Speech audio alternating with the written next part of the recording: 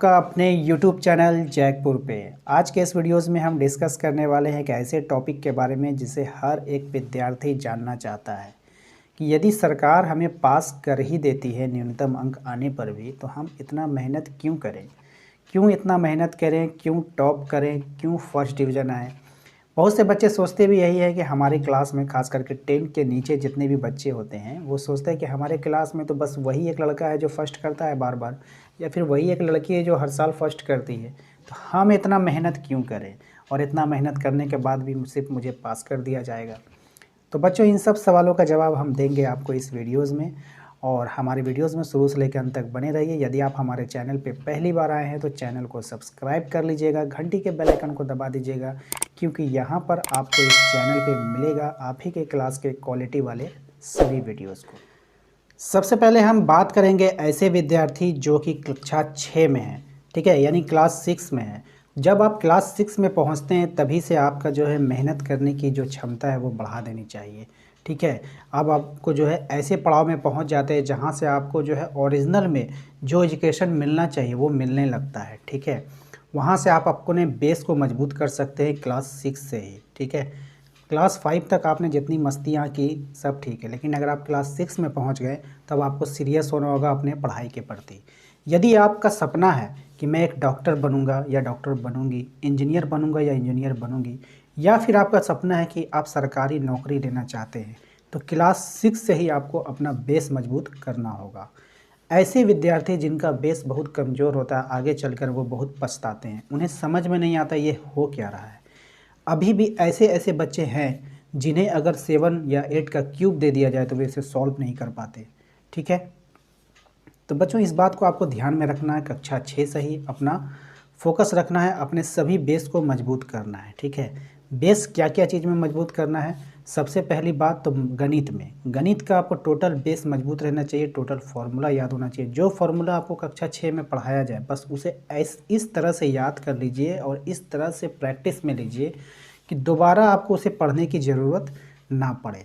7 में जाएंगे, 8 में जाएंगे, 9 में जाएंगे, 10th में जाएंगे तो वहाँ पर तो आपको उसका मटेरियल मिलेगा ही मिलेगा, उसे तो आपको पढ़ना ही पढ़ना है। साथ ही साथ जो बातें आपके साथ बीत चुकी है उसे आपको भूलना नहीं है, ये आपको भविष्य में बहुत काम देता है। बहुत सारे बच्चे जो मैट्रिक में चले जाते हैं और मैट्रिक में जाकर के क्रॉस करते हैं, फेल करते हैं, या फिर उनका नंबर ऐसा आता है कि अच्छे कॉलेजेस में उनका एडमिशन नहीं हो पाता, उसका कारण यही होता है कि उनका बेस कमज़ोर होता है, ठीक है। अब मैट्रिक उतना कुछ बहुत बड़ा हुआ नहीं रहा, बस सिंपल है, थोड़ा बहुत भी अगर आप पढ़ते हैं तो अच्छे डिवीज़न से ही पास कर सकते हैं। लेकिन वैसे बच्चे जिनका बेस मजबूत है, हम बार बार कह रहे हैं कि आपको अपना बेस मजबूत कर कर रखना है। तो बेस कैसे मजबूत होता है? तो आपको क्या करना होगा, आपको स्टडी करना होगा, ठीक है। और स्टडी करने के लिए सबसे आसान तरीका यही है कि आपके पास जो गवर्नमेंट का बुक होता है उस बुक को आप पढ़िए। बुक को पढ़ने का सबसे आसान और सबसे अच्छा तरीका ये होता है कि आपको क्या करना है, एक मार्कर लेना है या फिर एक हाइलाइटर लेना है या पेंसिल लेना है, ठीक है। आप बुक को खोलेंगे, जैसे आप मान लीजिए आपने हिस्ट्री पढ़ रहे हैं, तो हिस्ट्री पढ़ रहे हैं तो आपको उसके कहानी की तरह को पढ़िए, ठीक है।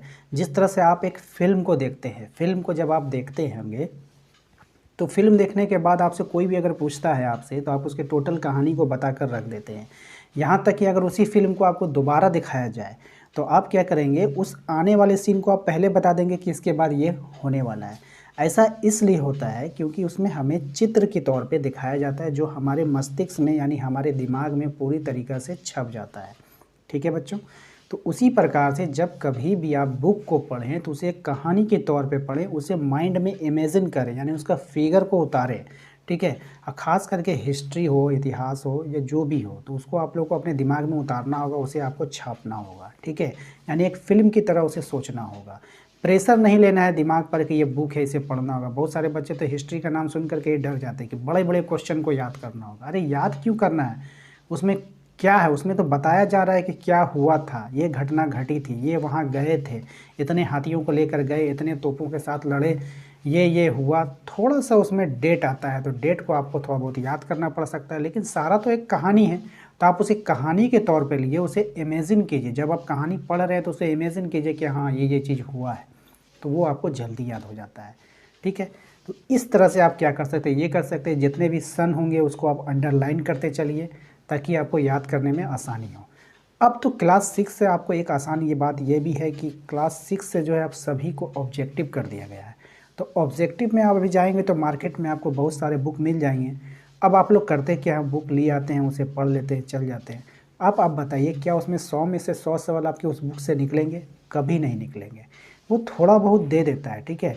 एक चैप्टर में 10 क्वेश्चन देखने दिया गया है, 15 क्वेश्चन दिया गया है, क्या इतना ही क्वेश्चन है? इतना क्वेश्चन तो नहीं है उसमें।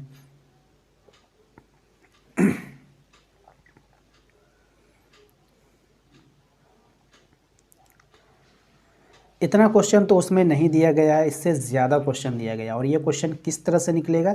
जब आप बुक को स्टडी करेंगे, उसे पढ़ेंगे, उसे अंडरलाइन करेंगे, और अंडरलाइन कर करके ही आप इसे अच्छे से याद कर सकते हैं। तो उम्मीद करते हैं कि आपको समझ में आ गया है किस तरह से आप अपने एग्ज़ाम की तैयारी करेंगे, ठीक है। और साथ ही साथ हम आपसे इस वीडियो के शुरू में एक बात कहे थे कि आखिर आपको क्यों पढ़ना है, क्योंकि आप ही के क्लास में जो है केवल एक बच्चा ही फर्स्ट करेगा, एक बच्चा ही सेकंड करेगा और एक बच्चा ही थर्ड करेगा। तो आप इतना मेहनत क्यों करें, ठीक है ना। इसलिए आपको इसलिए मेहनत करना है कि आपको अपना बेस मजबूत करना है।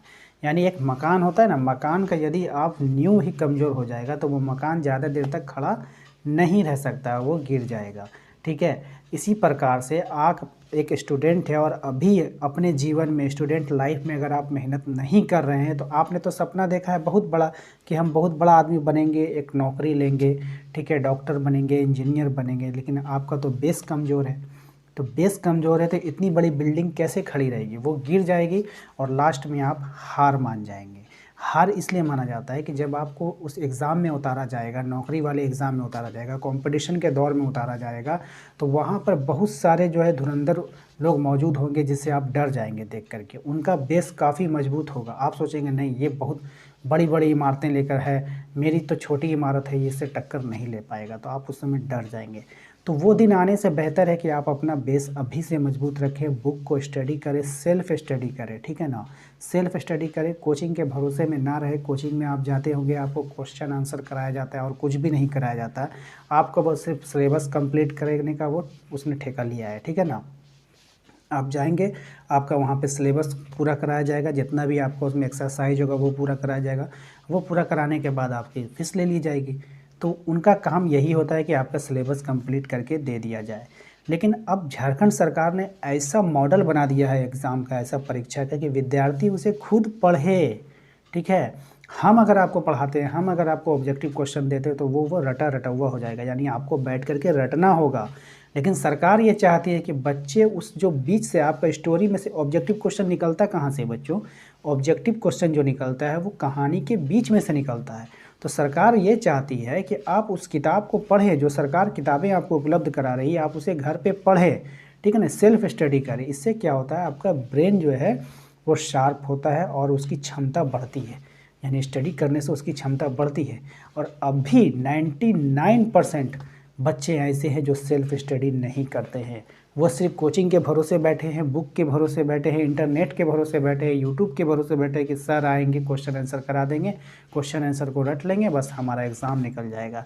ऐसा नहीं करना है बच्चों। पास तो आप हो ही जाएंगे, लेकिन आपका इसमें बहुत बड़ा नुकसान है। कोई नहीं मिलेगा इस तरह से बताने वाला, मैं बता रहा हूँ। आप अपना बेस मजबूत कीजिए, डेली एक चैप्टर को पढ़िए, ठीक है। आपके बुक कंप्लीट हो जाएंगे, उसको दोबारा पढ़िए, ठीक है। यानी आप कम से कम ईयर में, आप जिस ईयर में हैं, जैसे कि आप क्लास 7 में हैं तो क्लास 7 में अपने बुक को 2 बार पढ़कर ख़त्म कीजिए, कम से कम। अधिक से अधिक तो आप कितनी बार भी पढ़ सकते हैं। तो उम्मीद करते हैं कि हमारी बातें आपको अच्छी लगी है तो वीडियो को लाइक कर दीजिए। कोई भी सवाल हो, पूछना हो तो हमें कमेंट कीजिए, वीडियो को शेयर कीजिए। चलिए जल्दी ही मिलेंगे अपने किसी वीडियोज़ में। थैंक